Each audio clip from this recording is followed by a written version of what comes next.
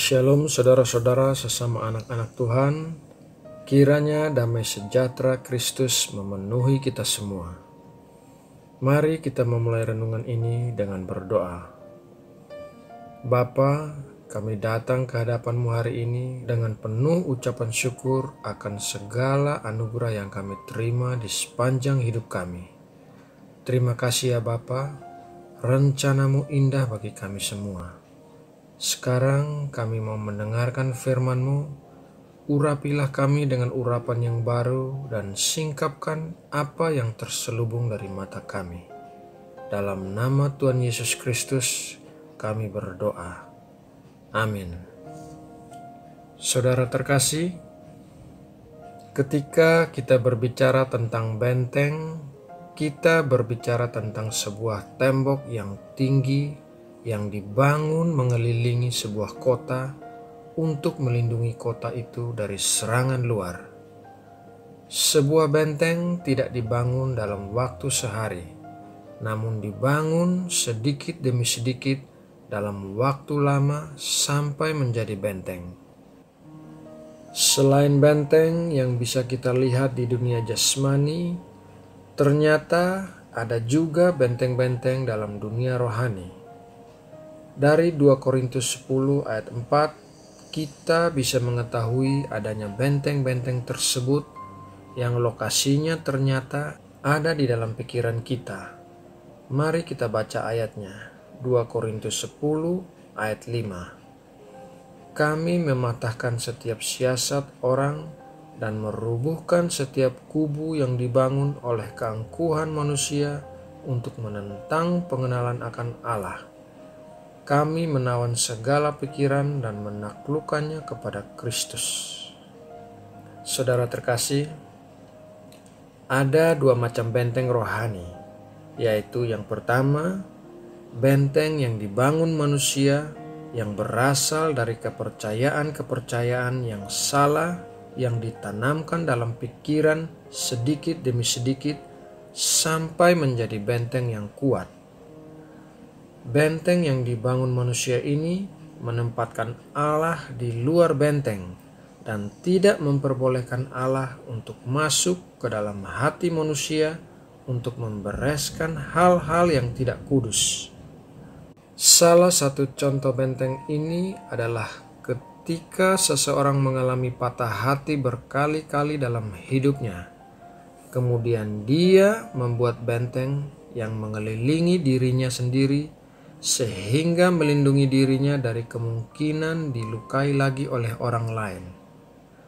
Benteng ini tidak memperbolehkan Allah untuk masuk ke dalam hatinya untuk mengajarkan kasih, kepercayaan, dan pengampunan. Dengan demikian, benteng ini membuat seseorang mengeraskan hatinya dan pada akhirnya akan melukai dirinya sendiri dan orang-orang di sekitarnya.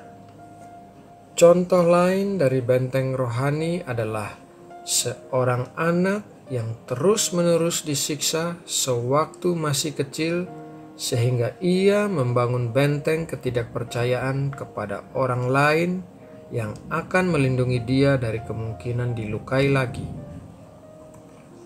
Benteng ini membuat ia sukar mempercayai kasih Allah terhadap dirinya sendiri karena menganggap bahwa semua orang tidak bisa dipercaya dan hanya akan melukai dia. Benteng-benteng rohani yang dibangun oleh manusia ini perlu dihancurkan oleh kuasa Allah sehingga Roh Kudus bisa berkarya membangun ulang kasih, kepercayaan, dan pengampunan di dalam hati seseorang. Oleh sebab itu, ketika kita melihat ada orang-orang yang sukar menerima hal-hal yang rohani yang berasal dari Allah, maka ada kemungkinan orang tersebut memiliki benteng-benteng di dalam hatinya yang menghalangi dia dari Allah. Benteng-benteng rohani harus dihancurkan dengan senjata rohani, yaitu doa dan firman Allah.